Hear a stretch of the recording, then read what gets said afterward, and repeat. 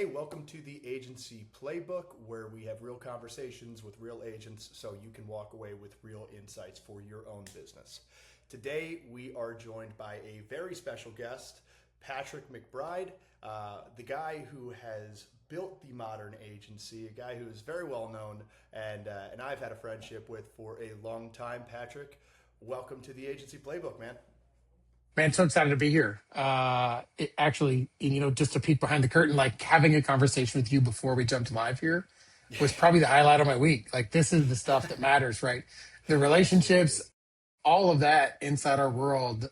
We talk about all the great things we do, man. But if it's not for the relationships, I don't think any of us would be here.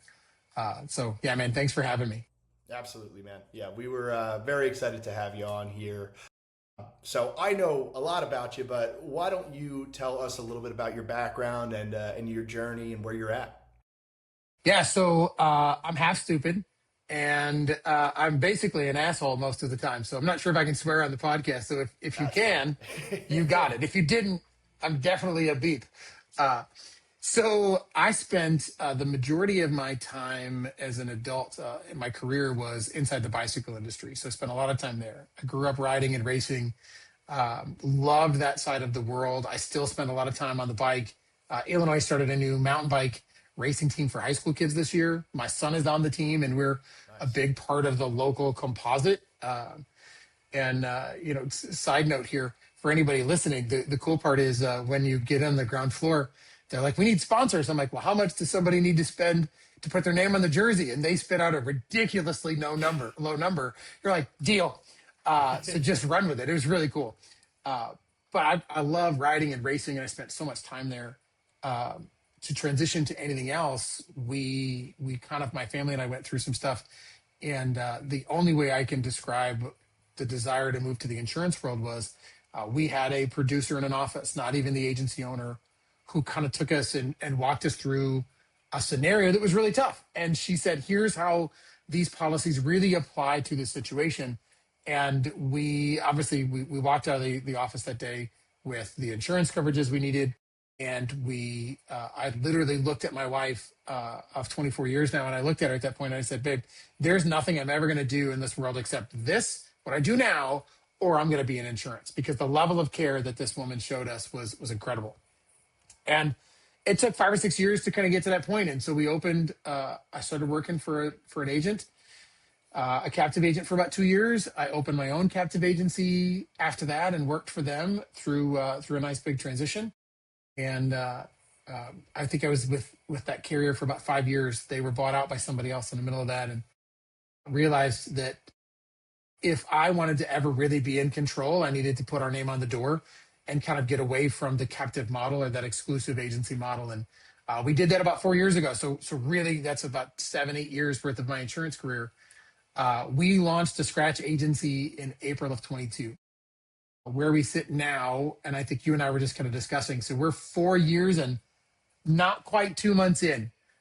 So not 50 months, right? Not even 50 months in. And we now have, we're opening our third location. We've gone through two different acquisitions, 13 employees. Our revenues have hit a threshold that I thought would be unachievable in the time frame we've done it. So we're just kind of keeping going, and I'm just waiting for the shoe to drop.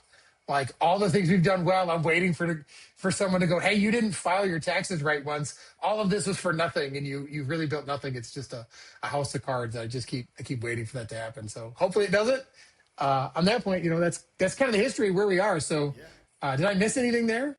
No, I think you got it all, man. I mean, that's awesome, and I feel like for a guy who spent a lot of time racing bikes, you probably understand risk pretty well. A lot of risk goes into doing that.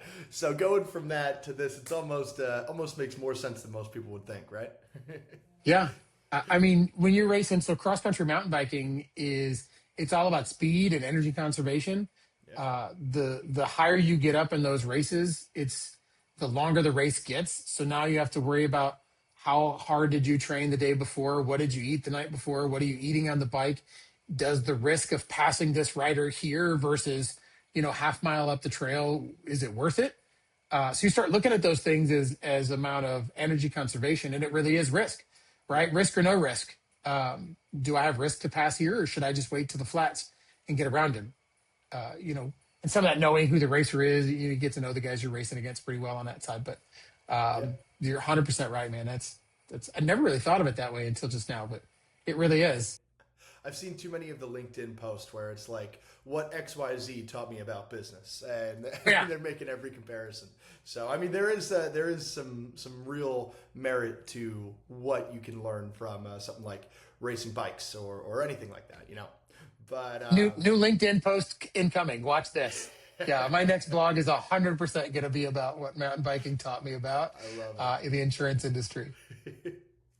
So, I mean, looking back at your experiences that you've had, right? So you've gone from the captive side as a producer on a captive team to working as a captive agency to building your own agency, and just looking back at kind of that transition. What experiences through that would you say have like shaped your perspective the most on just agency growth and leadership and building an agency up? I think the thing that I see now, as I sit less as the salesperson, right, less as the producer, and now more as that owner. That's probably the hardest shift I've ever done in my life. Yeah. So number one, anyone who's made that transition, and you have advice, I will listen to you. I will buy you lunch. I will send you a bottle of your favorite brown water or 12. I don't care. Um, that's probably the hardest transition I've gone through. But the thing that I look back at is the thing that's made the biggest impact was those early days when uh, when we kind of put our money where our mouth was and we started that first captive agency, that the phone didn't ring unless I did something to make it ring. The phone just doesn't ring. And when a lead comes into the office, the desperation is not the right word, uh, but the true appreciation for how hard it was to get that lead to come in, that you worked it and you understood every avenue and every possible appetite to make that lead work for your ecosystem or make your ecosystem work for that lead. And I see that often now as we have we have a lot of incoming, we have a fair amount of incoming leads. We have probably, I think, on our organic side in our main location, we have 40 plus inbound personal line leads a month and another 15 inbound commercial leads in a month.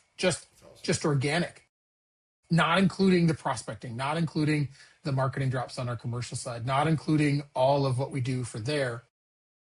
Those leads it's just as hard to get them today, but we're running on 10 years worth of reputation, 4 years worth of content and marketing, and everything we do every day has created that opportunity for somebody else.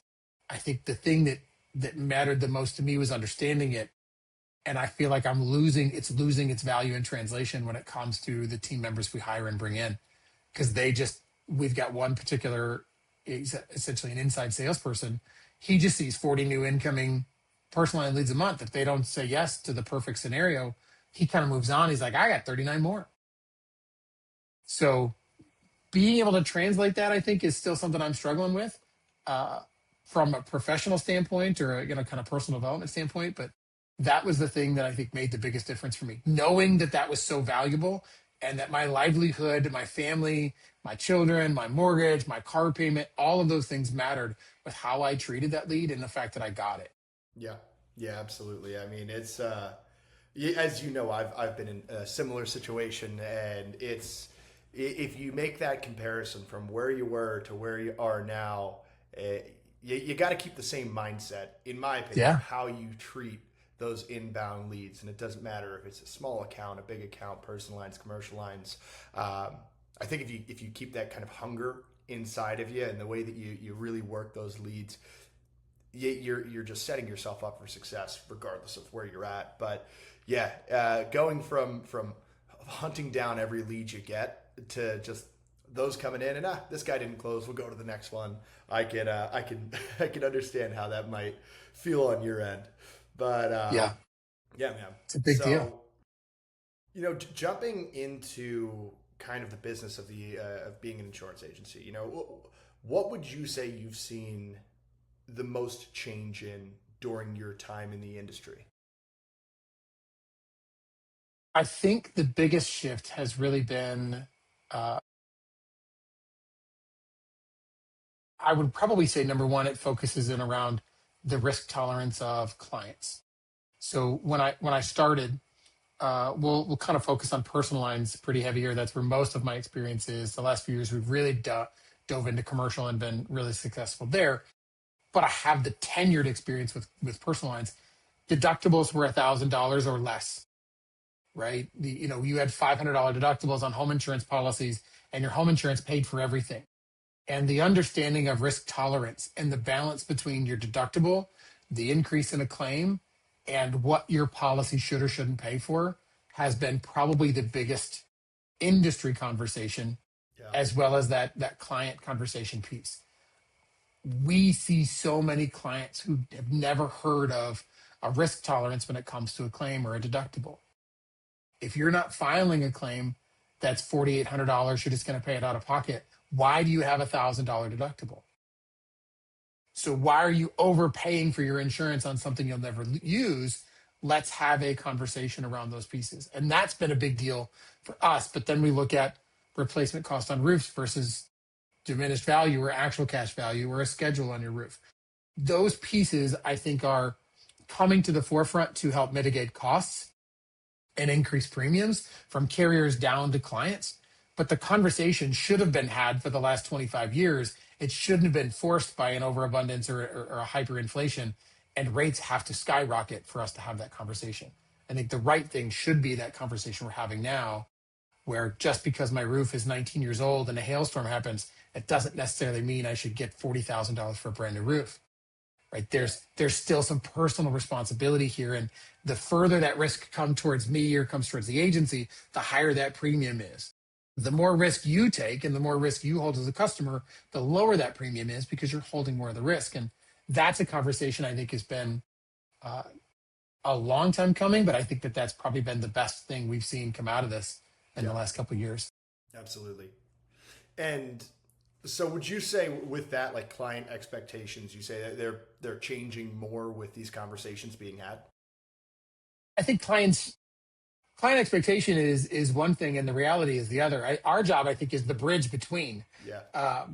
If I could get carriers to quit saying what they say out loud on a commercial, they'd stop cutting our own throats to be able to get to the right spot.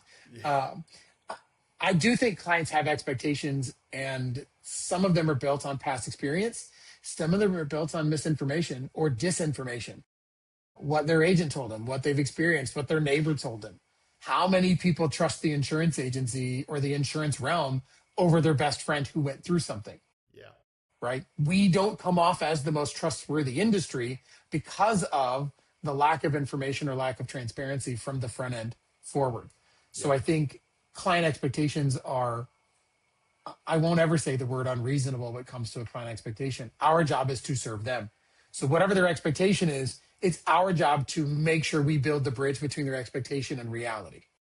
Whatever that looks like, that's my job. So however that has to happen, if we temper that expectation based on deductibles or understanding coverages or perils, right? How many customers even know what a peril is? That's that piece that we need to have the conversation. It's not, I paid you $1,200 last year. Everything I have should be covered 100% of the time, all the time. Yeah. Yeah, and that's a tough conversation to have too. Just because I think you threw a word out there that I think is a very accurate way to put it, is the disinformation out there. And sometimes it's coming from your buddy down the block who had a claim that's similar to maybe what's going on with you, regardless of what his house looks like or how big it is or what he's paying his premiums for or what carrier it was. People hear things and they get ideas in their head, or the other pieces, the commercials, all that you see online. So those tough conversations, I mean, how do you guys go about starting that to make sure that people are armed with the right knowledge so that when something does happen, you're not in a situation where they're pointing fingers at you? So I think the first thing we do, and we try to do differently, is if a client calls our office and asks for coverage, the first thing we're going to ask is, why are you looking?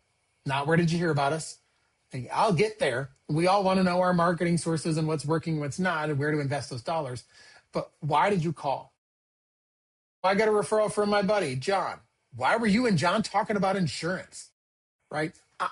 You and I live in this industry, and we had a whole conversation before we started. Did we talk about your insurance at all? No. Like, none of it, right? You have life changes, and there's 6 different ways we could talk about insurance. We didn't, and I'm an agent, right? The conversation around why you're shopping, what disrupted your complacency enough for you to get online and actually Google us. I found you on Google. Great. Why were you looking on Google? What did you search? What happened to make you search that? My premiums went up. Why did your premiums go up? Well, they really haven't. I'm just tired of it. So you've been paying the same premiums for how many months now and it didn't change your mind? Well, this happened over there and I'm just kind of sick of it and my premiums are too high. Now we're getting somewhere. Yeah. Why are you calling? What's the real reason you picked up the phone? You changed your behaviors. You don't call insurance companies every day. What caused it today? So understanding why, I think, is that first thing. Yeah. When we can understand why, 2 things here. I mean, if you're in the industry, now you know what they're looking for. It's not just price. It's never just price. There's too many Mercedes and BMWs and Audis on the road for it to just be price. I could have bought a way less expensive trim level on my truck. I didn't. It had nothing to do with price. So it's not price. When we understand why, then we can have the real conversation. Well, you added your 16-year-old daughter. Understand. You added your 16-year-old son. Double understand, right? We bought a new vehicle. Well, it's 8 years newer. What did we anticipate the change was going to be? I didn't think it was going to go that much less expensive. It's a base model versus the 8-year-old car was, the top end trim. Understandable. Having conversations and understanding why people are shopping helps us drive that conversation. And then when we do a presentation, we don't just send a quote out. We won't send a quote out without having a conversation around what the coverages are and why we do what we do. And internally, we require a certain number of certain liability limits, certain med pay limits, certain UNPD. If you have, some carriers don't add UNPD automatically. Some carriers supersede it with collision coverage. We will put specific endorsements on every policy. Every time we do a first quote, we always put those on there and we present that quote first. But we'll have the conversation around these are optional endorsements that I've selected based on our experience. How do you feel about those? If the client wants to remove them, now the client gets to. And we get to have a real conversation around coverage and not just like, well, we did this because you had a bad claims experience. This is what happened before. You didn't have those coverages. I want to make sure to not only solve that problem, but here are 3 other things that I believe should be on your policy. So it gives us a more connected reason to purchase the policy because it's about trust. This is the piece that I get with my team is the number one thing we have to do is create trust in every sales environment, in every renewal environment, in every service environment. We can either increase or decrease trust. If we can't build trust, they won't say yes. And it comes down to, I ask for premium. Joe, what are you paying for your insurance? Just give me an approximate number. I don't need to the penny. I'm paying about this, right? Okay, great. If they won't give me the number, then we don't have trust. And if I come back with a number that's less expensive than what you're currently paying, did somehow the trust magically appear? The answer is probably no, right? If you don't trust me enough to give me your premium, me being less expensive doesn't magically create trust. It just means that it's all about price and there was no trust to begin with. And if there's no trust, I don't care what our premium is. Yeah. So I think that's kind of that how we fight the disinformation is we start with a why. We understand what they're really looking for. Like that is a big piece. Every time an intake comes in, every time we put it through, whether we use a platform like Assembly or we use a platform like Salt for personal lines, the questions I want to know that aren't in those forms, because that's the data, right? That's the A's and the B's, that's the I's dotted, T's crossed. That's how we make sure everything is appropriately rated. I want to know the why. Yeah. And I will grill the producers or the intake people. Why are they shopping? Oh, the rates went up. Why did the rates go up? I don't know. And then they're like, all right, hang on. And they will literally pick up the phone and call right then. Hey, I just went back over this and I remember this. Like I'm doing the quotes now. I'm running through things, but I just wanted to connect. Like, hey, you said your rates went up. Like, tell me what happened. Why did that actually happen? Like, tell me more. And they're going through that whole process. And it's been a dramatic change forward in the level of trust and our retention as we've gone gone through the next, through the year or two since we've done that Yeah. adjustment internally. That's awesome. And yeah, my dad used to say, I shouldn't even say used to say, he still says it to his office all the time, where he'll tell people when they get off the phone with someone and they just sit there and they take the information for the quote, type it in, and go from there. He always says, you're going to start being successful in this business when you stop being an order taker and start being an advisor. And everything you just said kind of has just pushed right in that direction of not immediately starting off with, well, what did you guys want to get? What kind of quote are you looking for? How did you hear about us? But going to the source of the why of why they are looking for insurance and building from there and building that trust and that relationship, which is really what it boils down to in the end of the day. So that's, Yeah. I mean, I think it's great advice for anyone who's looking to build out their agency in a better way by going through those relationships. So, I mean, building on that, I mean, when you look at successful agencies out there, what would you say that they're doing different than everyone else? Oh man, so this is probably a really good one for me right now. With our growth over the last 2 years, uh, so actually this time of year is really really special to me. Our first year in business, we invested in a mastermind program, and we end up going to Key West every year to be a part of that environment and be around the people that have helped us be where we are. And when we first went, we were at $100,000 in revenue just over a year in business, and I was thrilled to be where we were. And now that we're at a place where we are today, I looked at people my size 4 years ago as these massive environments and these tremendous leaders and these great insurance people. And here I am. So either one, they are and I'm still not, or B, they were just regular people. So as I sit in the room with people who are at a different stage in their career than me, what I see as successful people is I see a relentless pursuit for two things. Number one, they're obsessed with the client experience. They are, and they are obsessed with making it simple. How simple can we make it and still get everything we need to get done? How do we simplify our process? How do we simplify our tech stack? How do we simplify our client logins? How do we simplify our onboarding? How do we simplify our training while still giving all of the training needed? How do we make it easier and simpler to get a person from A to Z? How do we make it simpler for our client to give us their information while still getting everything we need, while still diving deep into the why? And then how are we obsessed with that client journey? Like those are the two things that I see consistently across every conversation I have with agents that are 2 to 10 times larger than I am now or beyond. Yeah. We have the opportunity to meet with some of those folks, and you just get baffled that our revenue doesn't meet what their phone bill is across 60 agencies in 4 states, and you're like, how do you do this? It's like it's just scale. Like once you get to 4 agencies, it's just numbers. Yeah. Like it's just a cash flow model. I'm like, well, when I get there, he's like, I'm already here. Like whenever you're ready. Those are the conversations. That's How can awesome. you be continually client obsessed and making things as simple as possible for everyone inside of that process? And on the other end of that, right? So those are a few things that these successful agencies are doing. But then we have the other side. And it's not that people are always doing something wrong, but sometimes it's the little things, it's common mistakes. Like, so what are some of the more basic mistakes that you think are holding agencies back to growing to that second office, the third office, or just building out that book?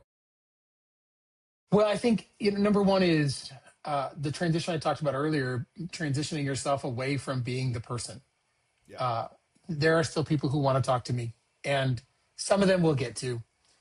Some of them get to just based on the day, based on my availability, based on whatever the case is, and I get to jump in because at the end of the day, Joe, I still love being an insurance person. I love being the one person that can connect a real experience to a risk and talk it through and make them understand. Like that core conversation I had with Marcy all those years ago in her office, just as, again, not to diminish her role, but as the producer in the office, that conversation I had is still who I want to be. And that's why we're here. I think that is, if we can remember the person who wants to take that next step or go from one office, 2 staff, 4 staff, 10 staff, and beyond, you have to transition away from being the everything, delegating out those pieces that matter, making sure that you can hire in and understand that that next person may not do it as well. But are they doing it well enough for me to focus over here? So our goal, and this is the conversation I had this week with my business coach. My original goal in the office was to hire someone that when I went on vacation, I didn't have to take phone calls. And we did. And then my job was to make sure I hired someone that when I went on vacation, we still sold policies. And we did.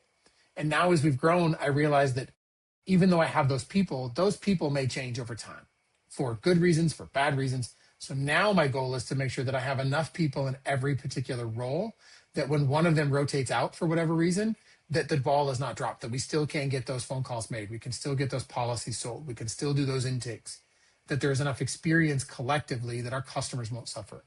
So I think that's probably number one, is making sure that you're looking beyond yourself and what your immediate need is. And that's not to diminish the agent who wants to be the only thing in the office. I want me and an admin, and we're going to run this together forever. And I want to be everything to those customers. Man, that's awesome. Like, go for it. I don't have the attention span for it, right? I'm good in 10-minute doses. So it's kind of how I feel. But I think that's probably one of the biggest pieces that gets in the way of folks. And I think the other thing would just really be, what's the best thing for your client? If we want to talk about that client obsession and what their experience is, how can we create the most consistent experience possible? Mm-hmm. How can I replicate if Joe comes and he's a new client in my office today, what is Joe going to see versus Tammy, who's coming to my office in 45 days or 60 days, even if she doesn't talk to me and she talks to Isaac or Nicole or Christina or Katie, right? It doesn't matter who they talk to. What is the experience the client had? Did they trust us? Did our process work fast enough? Did we get the quotes back in the time frame that I have set as the appropriate time frame? Did the presentation work? Did the quote delivery form work? Did the onboarding work? Were our signature process and our signature collection process, was that accurate? Was that welcome call well received? Did they receive the thank you card that we handwrite and write a little note on every card? And there's a little QR code to download our mobile app in there. Don't get me wrong. Like there's some hints at process inside there, but did it happen exactly the same? So making sure that the process is so detailed or so consistent that every client sees the same thing. And that's the important part. If every client's a one-off, you'll never be able to do anything, and you're never going to be able to grow or relax or take a vacation, because everything is so nuanced that nothing is nuanced anymore. Yeah. Yeah, I love both of the things that you brought up there. I want to touch on the first one. So there are a lot of agents I speak to that you start off as a producer, you work your way up, eventually you own your own agency, and you are the guy. You are the sales guy, you are the admin guy, you're everything. And that's kind of what you know.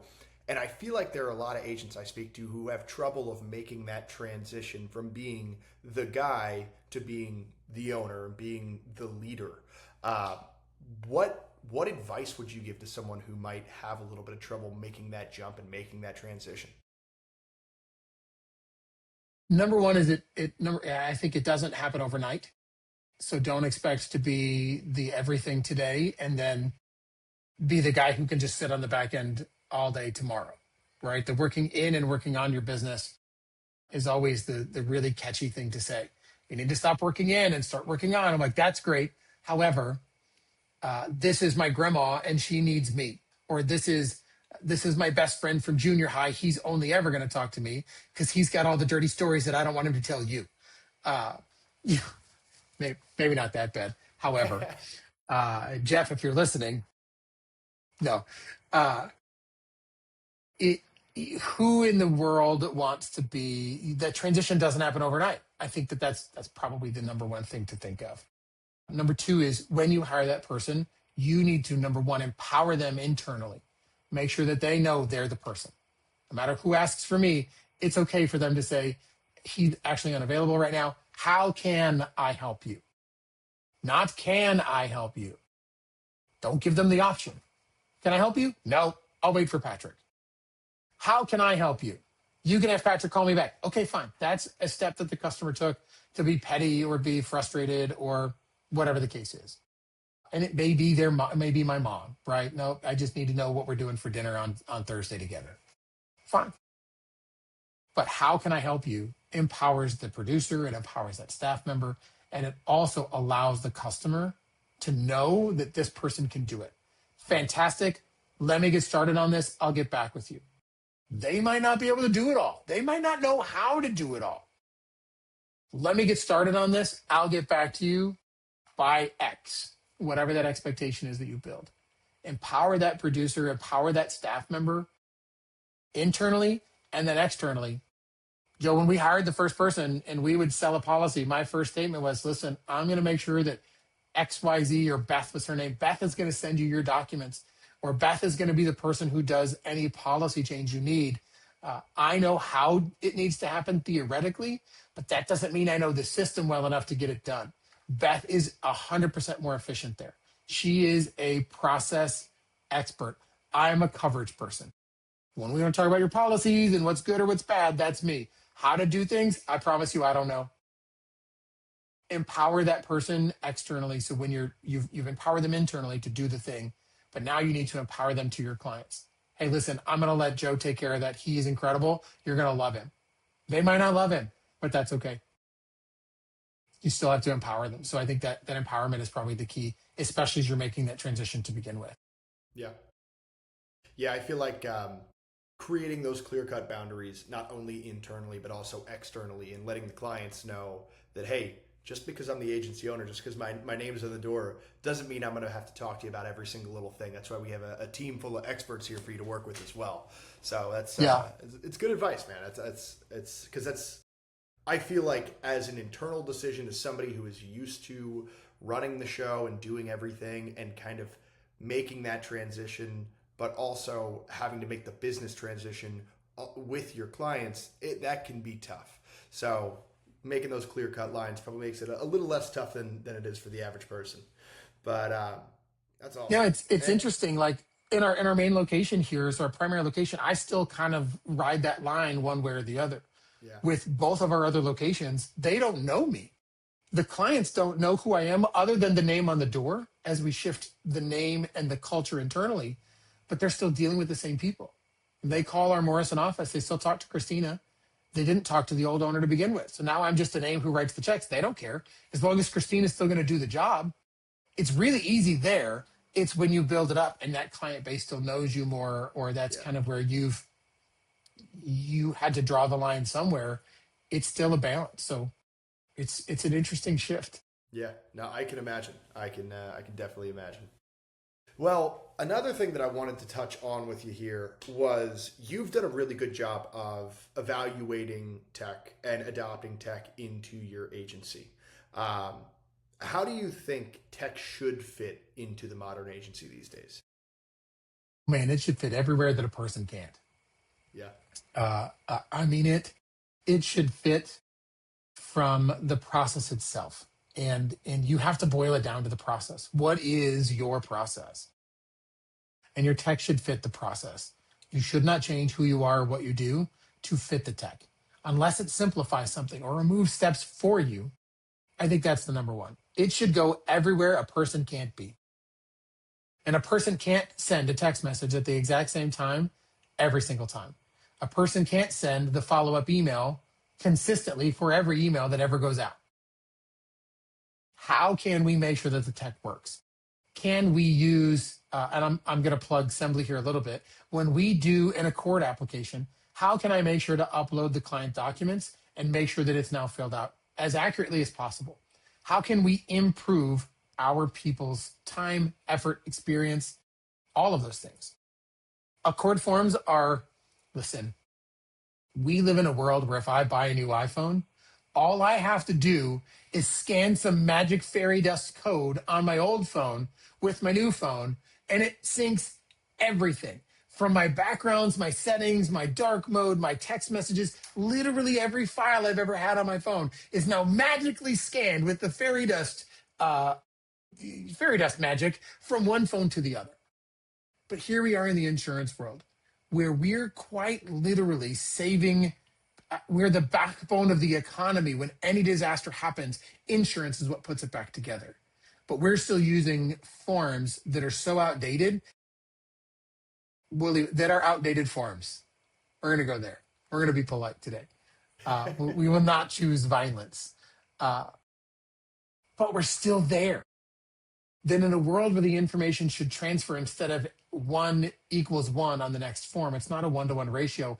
It's a nuanced data should be where we're looking at. How can we get through the process we have faster, Yeah. more efficiently, more accurately?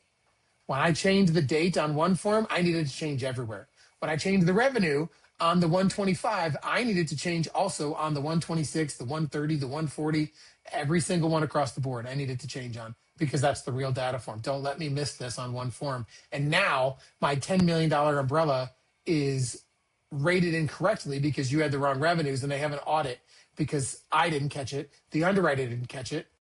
The carrier didn't catch it.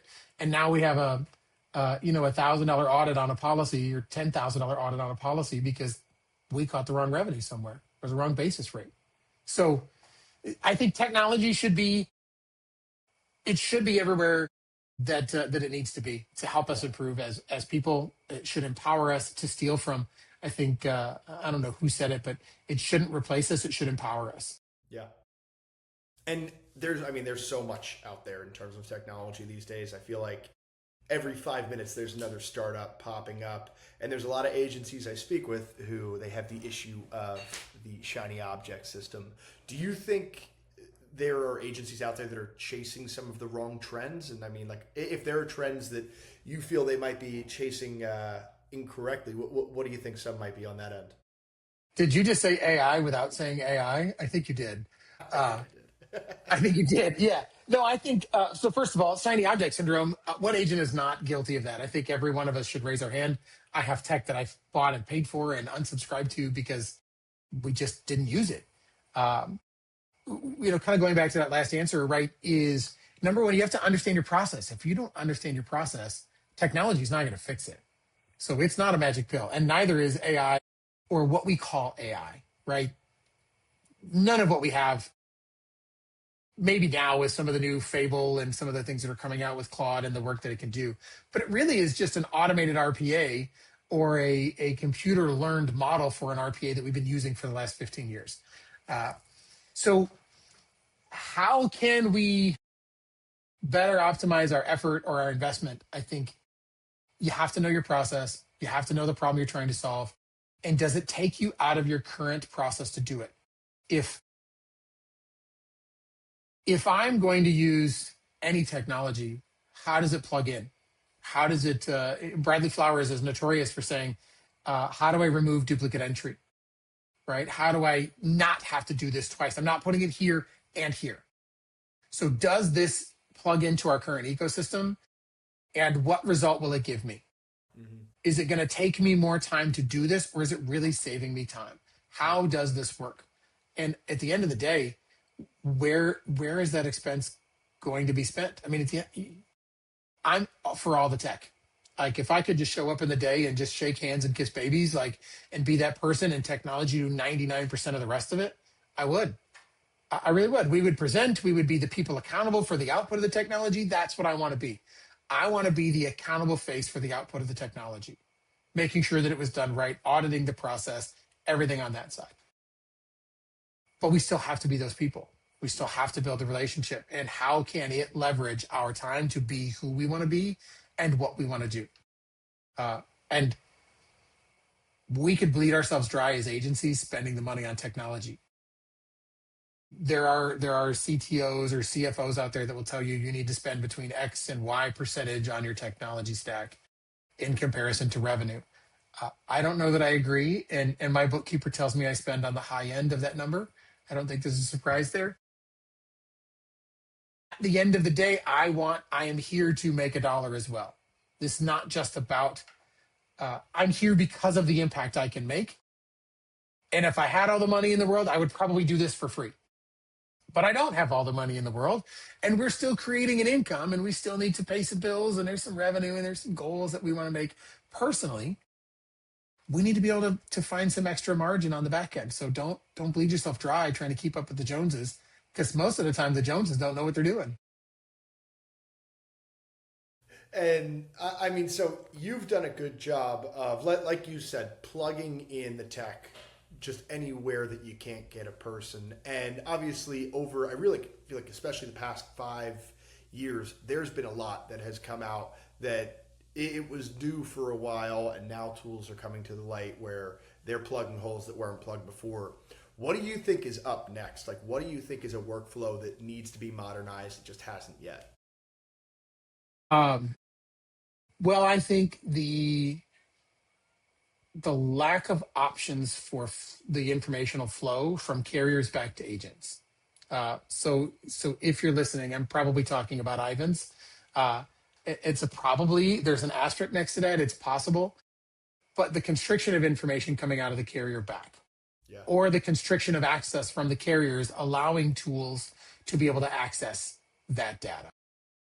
So being able to do it securely, I think, is number one. So can we do it today? Yes. Can we as agents have agentic operations or agentic tools go into the carrier, access it, and pull information out? The answer is unequivocally yes. Can we do it securely? That really depends on the agent and the protocols they put together, and the systems. Will the carriers allow it? Is the third thing there. And right now, it's a mixed bag. We are in a risk averse industry. I think that probably makes a lot of sense based on who we are and what we do for livings. We should see the risk in things. However, we should also embrace or look for the solution. When our clients knock on our door, our job is not to tell them all the reasons we can't be their agent. Our job is to find the solution and find the right solution. And the industry, I feel, is in a position now where we have said no. As an industry, we have said no to a lot of this. Now it's time for us to start saying yes, or start saying, here's the solution, or here's the opportunity for a solution. I think being able to modernize anything would be the ability to get the client downloads, the policy information, the claims information, the documents, the billing info, and being able to bring that into a centralized agency-owned source. And I have said this before, and I'll say it again. Carriers want to say it's their information. The AMSs and the CRMs, they want to say it's their information. Agencies want to say it's their information because the client gave it to me, I gave it to you, and you're now telling me I can't access, can't have all the pieces. At the end of the day, none of that's true. It's all the client's information. Yeah. It's all the client's data. We are nothing more than stewards of that information and how we are able to manage that information for the betterment of the client. That's our ultimate goal. This is the information you gave me. Based on your information, here's the policies we recommend. Also, the rate based on that information, right? These are rating considerations. And the rate and how they determine it should be the carriers. But the information itself is the client's, and we should steward it well. But how we get that information to and from the carriers should be a more open process. It should be a secure, but more open process. So I think that is a massive, massive hurdle our industry is facing, with essentially a monopoly on how that information gets out of the carriers. I know of a couple folks out there doing it in creative ways. And we start looking at how they do it and like, well, carrier A, B, and C all say no to that. So we could do it with these 7 other carriers, but now I'm missing 30% of our revenues at minimum if they're all equally represented in that scale. So you start to look at how the constriction of the carrier and their allowance for these tools will either make or break you, or allow you to or not to do these things that allow for more progression in our client experience. Really. Yeah, I think the way that you look at the data is a good way to look at it, and in my opinion, the right way to look at it. In the end of the day, who is the information about? It's about your client. It's not about your agency. It's not about the CRM, the AMS. It's not about the carrier. It is your client's data that you are trying to move. And I hope that we are moving in the right direction to allow that to be a little more fluid. But I think we'll know within the next few years, hopefully. But we'll have to wait and see. I mean, with that being said, what do you think the next few years, like, what do you think the agency of 2030 or 2035 is going to look like? I think that it really looks a lot like what I just said, right? Managing the output and being the accountable person, being the accountability source for the information that what the robots are doing, right? And carefully when I say that, right? We got Judy not Judy, who's the maid from the Jetsons, right? Oh, yeah, Uh, yeah, yeah, she's going to do a job, but ultimately, George and Judy are responsible for what's going on. yeah, What we need to look at, I think, is we have at our fingertips, we have intake tools that allow for data pre-fill for clients, both commercial and personal. And the client puts in some very basic information, and the pre-fill tools uh, will continue to only get better. The more we use them, the more data that we put into these warehouses and these data centers, and not to be political and not the data center conversation, but the more data we ingest as an industry, the better data we have and the better rating we get and the better pricing we can offer across the board. So when we do this and we put that small information in, I think agencies can get faster to quote. They get more accurate quotes. They have better relationships with underwriters based on the story around it, not just the data itself. yeah. So we will see agents transition to more understanding the narrative of the risk itself, not just the X's and Y's and P's and Q's. I think that's number one. We have tools that allow that intake to happen. Automated quoting should be, there's zero reason why we shouldn't have that tomorrow. When we have the information, why can't we just understand what the carrier's rates are and go from there? Like the secrecy behind it is baffling. And I don't need to know your algorithm, but why we can't just automatically know what the rates are based on X is the risk factors. We can also look at, I think and I'll get back to some of this stuff, but then renewals at the same point. Why aren't we automatically remarketing or understanding a client's needs based on public data? I know that you got married. I know that you had kids. I know that this boat was bought, whether it's insured with me or not, right? Understanding buying patterns or behaviors of our clients. And we look at a review. Are we making sure that that umbrella is updated to know that they have a boat somewhere else, or suggesting that they have it? Making sure that that information is tied into the total risk and making sure that we can cover that client. I think those are the big pieces and the easy pieces. But then when you look at servicing a client, understanding, listen, I bought a car over the weekend with my son and there's a new credit hit. And obviously there's a new loan on my son. The carriers or the agencies should be able to see, hey, Mr. Customer over here just bought a new vehicle. Reach out and see, transition the messaging is, did he buy a new or did he replace an existing? We already know what vehicle he has with you. Start asking the conversation or prompting an opportunity inside your CRMs or AMSs to trigger those conversations. I think that's the 10-year evolution of where this data can go, unless clients get freaked out and they go, that's too much power for someone and we're going to segment this all out and all this was for nothing and we're back to the Stone Ages again because people don't want anyone to know anything about them. So we'll see. I think that's kind of 6 and 1 and half dozen the other at this point. Yeah. I mean, and that's one thing that, because I always try to envision what it's going to look like down the line. And I think we all have an idea of how we want it to look. But then there are risks and there are concerns that come into that with the security of data and the comfortability of the clients on what is happening with that information.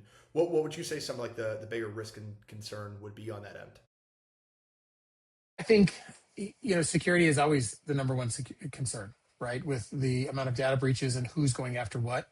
If you look at the actual cyber insurance industry and who their largest payouts are for and who their largest clients are and who's the most at risk, it would shock you. And it would shock you at, that small to medium manufacturing and the size of their claims is almost $6 million based on some information we had this time last year. So you don't think of a small manufacturer, somebody who might make boxes or something so small or so trivial as that's a target for cyber side. So I think security and data security is the thing that really will shape how this goes. Can we progress with enough transparency yet security? And I think that's the biggest question. How do we do this securely? Can we? Yeah. Can we do it securely? Really depends on the output. Depends on the security of the end user, right? What's your agency using? Do you have 2FA? Do you have multi-factor authentication? Do you have separate MFA outside of just the text messages? Do you have the keychains with all the Macs now? Can I put it there? Do we have keychains with fingerprints or biometrics, not just passcodes. So, one of those little things where we all have 2FA. Our agency, we have the equipment usage policy, and all of our BYODs is that bring your own device. You can put any app that our agency has access to on your personal device. I'm okay with it. The requirement then comes into the secondary biometric lock. You can have a passcode and it could be 10 digits. My passcode on my phone is a 10-digit passcode. Nobody knows it. My kids don't know it. My wife doesn't know it. It's a random number, and it really is a random number. I did an exercise to create it, and I memorized it. I threw it away. It didn't have anything to do with AI, like it was a weird exercise to get this number. But if you know my password and you get into my phone, your face isn't logged into my phone. So you can't access my client data, even though I have my email, my CRM, my AMS access, SALT access, the submission data is all in there. Like, you can't access anything without having a secondary biometric pass. So the fingerprint, the facial ID, some of those pieces. So making sure we do things securely, I think, is how we'll dictate how the future goes. And I could probably give example after example on what we've seen that parallels that over the last 5 or 10 years with data and data security, to say that same thing. Yeah. And otherwise, then the cyber insurance industry is going to be pretty interesting if changes don't start happening. Yeah. I mean, I think the closest parallel is probably Facebook and Facebook ads and the Facebook algorithm. So just Meta in general, where 10 years ago we talked about how dialed we could get to give the right ad to the right person at the right time, which is ultimately every marketing opportunity or marketing agency's goal. Every sales organization wants to put their product in front of the right buyer at the right time. And what the government did and how all of the data changes happened, where you can't create the same audience you did even 6 years ago. You can't get detailed.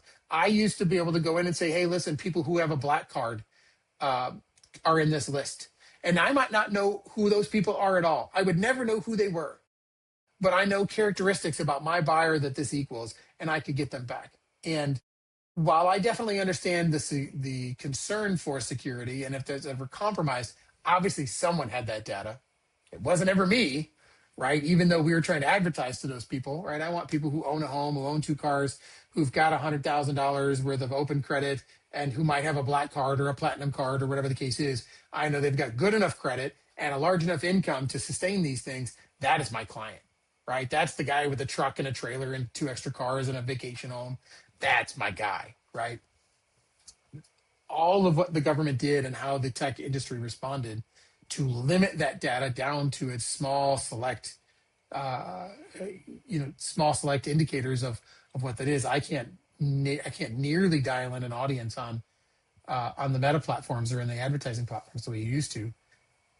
The AI industry and that data pre-fill, that public data or the data that we're pulling from those resources, I think has the same potential to be limited over the next 10 years if we don't steward it correctly today. Yeah. Yeah. Well, to wrap up here, I'm going to hit you with a couple of rapid fire questions. We'll get some opinions from you here. So the one is, what is one industry trend right now that you are high on? The industry trend I'm high on? Oh gosh, you got me. I think consolidation. Like, let's get into less systems. That's it. Yeah, consolidating systems. Let's be in less systems across the board. Okay. Yeah, I like that. And what's one that you might be a little bit more skeptical of? AI phone trees or phone AI receptionists. Yeah. In a world of AI, the way you stand out is to not be. So in a world of automation and robots, build a relationship. So if it's all AI, how do you stand out? But I think that there's still that human connection that needs to happen. Yeah. Yeah. I couldn't agree more. I think the human connection goes a long way. And then what would you say is an underrated skill for an agency owner, an agency leader? Underrated skill, social emotional intelligence. I think that soft skill of understanding how to react to your team, how to treat your team, how to talk to your team, how to help them, not necessarily even help them through difficult times in their lives. That's what therapists are for. Let them do their job. But I think how to coach in different seasons of a person's life, Yeah. because it's not always the same. Yeah, that's a good answer. I think just the seasons of the life and the seasons of your career too. I mean, as you were saying, that you have people that are moving around, whether good or bad, and knowing how to approach that, I think is definitely an underrated skill and something that probably takes a few years to pick up on a little bit. But I'm married to a therapist. I get all sorts of correction every day. So instruction, and just in case you there you hear go. this, yeah, instruction. Love you, Cut that babe. out. We'll cut that Yeah, out.